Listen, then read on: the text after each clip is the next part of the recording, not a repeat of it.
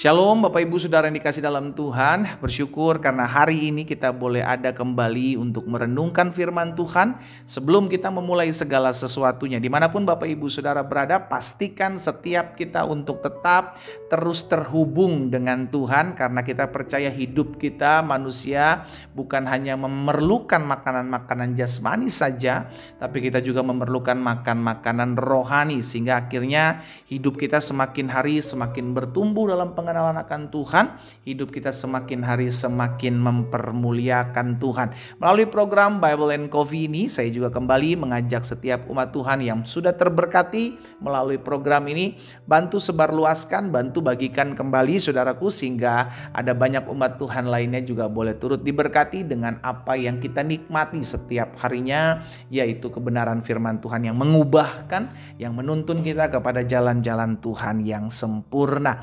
Dimanapun Bapak Ibu Saudara berada, hari ini kita akan sama-sama merenungkan firman Tuhan. Kita berdoa, kita datang sama Tuhan. Bapak, terima kasih buat hari yang baru, hari yang dahsyat, hari yang luar biasa, hari di mana kami mengecap kebaikan Tuhan di negeri orang-orang hidup. Kami berterima kasih karena Tuhan selalu ada bagi kami, tidak pernah meninggalkan kami. Dan saat yang indah ini juga kami rindu terus dibekali oleh firman Tuhan. Tuntun kami ya Roh Kudus, ajar kami untuk kami senantiasa semakin hari semakin hidup memuliakan Allah. Di dalam nama Tuhan Yesus Kristus kami berdoa. Haleluya. Amin, amin. Saudara dikasih dalam Tuhan, sumber segala kekacauan, sumber segala pertikaian, itu Alkitab catat itu ada dua, saudara. Ya, iri hati dan mementingkan diri sendiri. Dalam Yakobus pasal 3 ayat yang ke-16, sebab di mana ada iri hati, jealous ya, cemburu dan mementingkan diri sendiri. Dua hal ini saudara, di situ pasti ada kekacauan dan segala macam perbuatan jahat. Di mana ada iri hati, di mana ada kepentingan diri sendiri, pasti ada kekacauan dan segala macam perbuatan jahat. Kasih dalam iri hati dan kepentingan di situ pasti ada orang yang dirugikan, gitu loh. Orang-orang yang di bawah melihat orang yang di atas iri. Orang yang di atas melihat yang di bawah, oh bisa nih ambil keuntungan nih. Akhirnya mementingkan diri sendiri. Itu siklusnya gitu loh saudara. Sehingga akhirnya si jahat berperan di situ. Lahirlah perbuatan-perbuatan yang jahat. Menghalalkan segala cara. Saudara lihat kisah Saul dan Daud. Iya kan? Saul tuh iri loh saudara. Kenapa saya bilang Saul iri? Karena dia dengar ketika dia habis pulang berperang bersama dengan Daud. Dia dengar perempuan-perempuan menyanyi berbalas-balasan. Saul mengalahkan beribu-ribu. Tetapi Daud berapa saudara? Berlaksa-laksa. Akhirnya dalam hati Saul bilang begini. Kepada Daud dihitungkan berlaksa-laksa. Kepada saya cuma diperhitungkan beribu-ribu. Dampaknya saudara bisa baca. Akhir-akhirnya kata Saul, ujung-ujungnya jabatan raja ini diambil. Jadi semua berawal dari iri hati gitu loh saudara. Orang kalau udah iri hatinya itu jahat. Kenapa jahat? Dia akan berusaha untuk melakukan segala sesuatu agar orang yang kepadanya dia iri hati ini jadi sama dengan dia. Itu orang jahat, itu jahat saudara, itu jahat ya. Dan ujung-ujungnya apa? Yaitu tadi kacau. Segala macam perbuatan jahat. Saudara-saudaranya Yusuf iri sama Yusuf, betul? Karena bapaknya Yakub ya saudara dikasih dalam Tuhan selalu memberikan yang terbaik buat Yusuf. Gitu loh. Dia bikinin jubah yang indah buat Yusuf. Akhirnya dia sikat, abang-abangnya sikat Yusuf.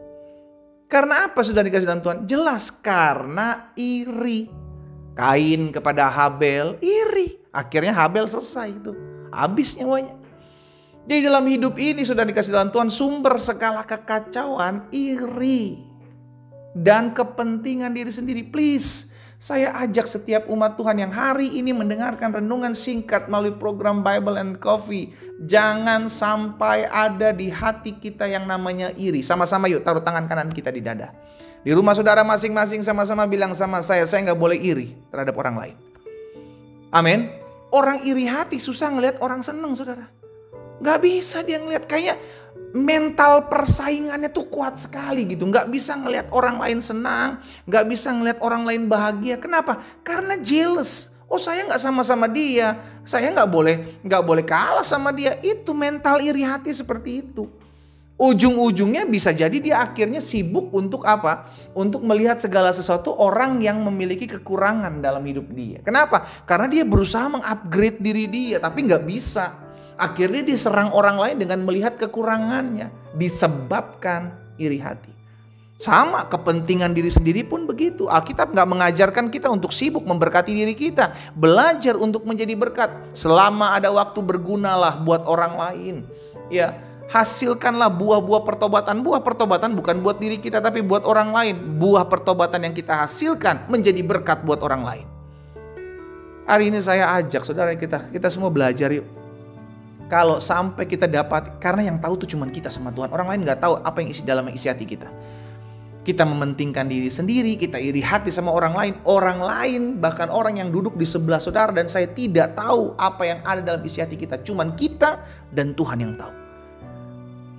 Itu sebabnya hari ini saya ajak setiap kita, kalau engkau dapati ada sesuatu di hatimu, jangan sampai melakukan kekacauan dan kejahatan. Karena itu sumbernya dari dua hal ini. Iri dan mementingkan diri sendiri. Kalau ada di hatimu, kalau itu engkau dapati, engkau tahu, aduh aku orangnya kayaknya gampang sekali iri hati nih. Gak bisa ngelihat orang lain lebih diberkati dari saya. Gak bisa ngelihat orang lain lebih diangkat dari saya. Kalau itu adalah dirimu, hari ini datang sama Tuhan. Tuhan sanggup pulihkan kita saudara. Tuhan sanggup melawat dan Tuhan mau.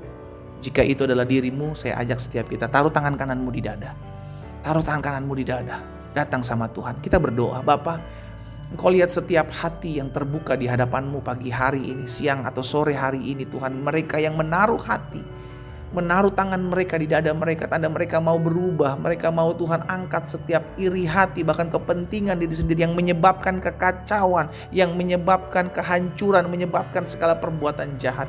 Hari ini hamba berdoa di dalam nama Yesus, setiap hati yang dibuka, setiap hidup yang dipersembahkan kepada Tuhan, Tuhan jamah, Tuhan lawat di dalam nama Tuhan Yesus Kristus. Sehingga satu persatu lawatan kuasa Tuhan terjadi atas setiap kehidupan umat-Mu. Terima kasih Bapa. Turunkan tangan kita saudara dikasih dalam Tuhan. Bapa, hamba berdoa menyerahkan umat-Mu satu persatu dalam tangan Tuhan. Tolong kami agar kami terus semakin didewasakan, semakin bertumbuh dalam pengenalan akan Tuhan. Berkati mereka yang sedang mengalami pergumulan Tuhan, sehingga mereka dapatkan kekuatan baru, pengharapan, kasih dan sukacita ada atas mereka. Yang sakit Tuhan hamba percaya bilur-Mu menyembuhkan mereka. Disampaikan firman, disembuhkan mereka di dalam nama Tuhan Yesus Kristus. Terima kasih Bapa yang baik. Kami bersyukur, kami juga teringat akan bangsa ini. Kami serahkan Indonesia dalam tangan Tuhan yang kuat. Indonesia diberkati, Indonesia damai, Indonesia penuh dengan kemuliaan Tuhan. Indonesia rukun di dalam nama Yesus. Ada berkat-berkat Tuhan atas bangsa ini. Pemimpin-pemimpin bangsa kami serahkan dalam tangan Tuhan. Biarlah hikmat takut akan Tuhan ada dalam hati mereka ya Allah. Terima kasih Bapa yang baik. Kami berdoa dan kami bersyukur di dalam nama Tuhan Yesus Kristus. Haleluya. Amin.